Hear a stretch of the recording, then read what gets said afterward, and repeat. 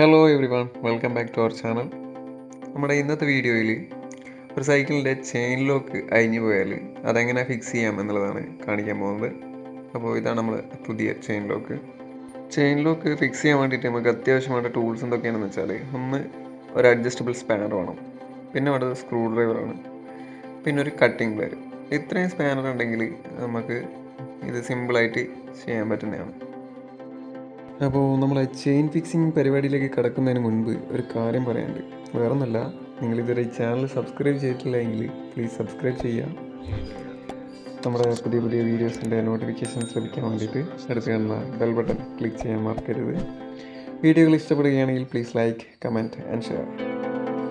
അപ്പോൾ നമുക്ക് വീഡിയോയിലേക്ക് പോകാം.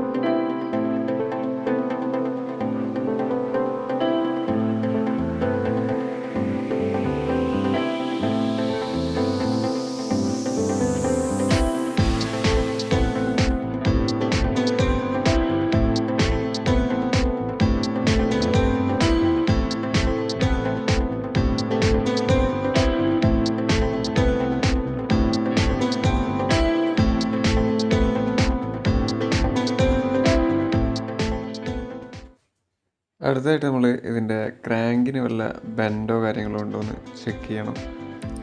ഇതിലിപ്പോൾ ബെൻഡൊന്നുമില്ല, അതുകൊണ്ട് നമ്മൾ ചെയിൻ ഇതിൽ ഫിക്സ് ചെയ്യാൻ പോവുകയാണ്.